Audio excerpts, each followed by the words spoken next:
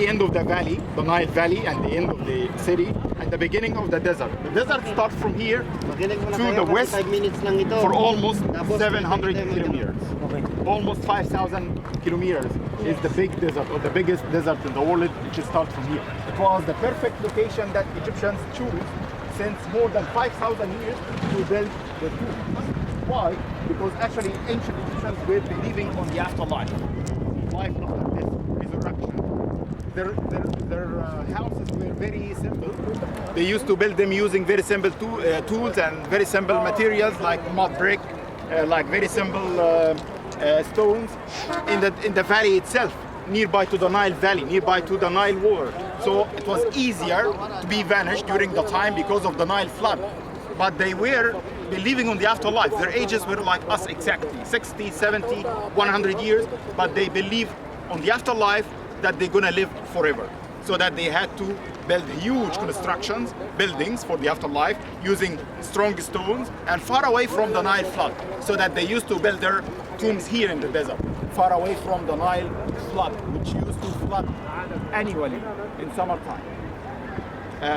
Pyramids were very important, the Pyramidian shape itself, because they say that it comes from the main god they worshipped at that time. Egyptians were pagans for a long time, thousands of years. They were religious, so that they believed in the afterlife. They were worshipping a god under the name of Ra, the sun god. Sun god. So they saying that the Pyramidian shape coming from the sun shape. They saying that the top of the pyramid is the sun itself, while the faces, the four faces representing the sun rays. So while the king's gonna be buried inside that shape, the Pyramidian shape, which was a holy shape, and just the kings and the queens were allowed to build their tombs with that shape, they're gonna be protected from all directions by the sun and its rays, which is gonna help the king to survive or to live forever, a good life in the afterlife. More than this, they started to create the mummification procession, the artificial mummification, to allow the body to survive for a long time, maybe forever, because they thought that they're gonna use the same body in the afterlife. Something else, they started also to bury with them some of their treasures, equipments, furniture for the afterlife usage. Most of the stuff they were using in the lifetime, a normal life, they were keen of using them once more again in the afterlife. So all these tombs in general, and the pyramids specifically, were like storages of treasures and gold and stuff and mummies and stuff like this. But unfortunately, most of them in ancient times, even during the declination periods, robbers started to search about monuments, about even mummies, because mummies used to be buried with the precious and valuable things of the king himself.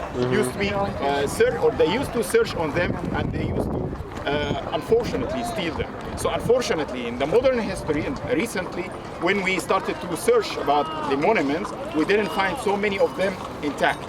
Just one of them, one example, which was intact, which was the tomb of a king calling as King Tutankhamun, King Tut, which was recovered there in the south, almost 700 kilometers from here, in the Valley of the Kings in Luxor, another city, another town in the south of Cairo, was almost 700 kilometers. They found it intact. Nobody touched it for 3,400 years until they found it, which was very small, including more than 5,000 masterpieces. You can imagine. What about the other tombs? What about the other pyramids? Unfortunately, most of these pyramids were found empty. The Pyramidian, or the pyramids themselves, how they could build them, up till now, unfortunately, we didn't find any something 100% sure. All what we know is just like stories, legends, some theories made by historians, modern ones, telling that at the beginning they had to build the base of the pyramid. The base is square. And by the way, that pyramid, which is the biggest in Egypt, one of the 7 wonders, has a base of 13 acres. 230 meters in each side, 230 meters. Then, after building the base, using stones, mainly limestone from local quarries, from Giza and Cairo.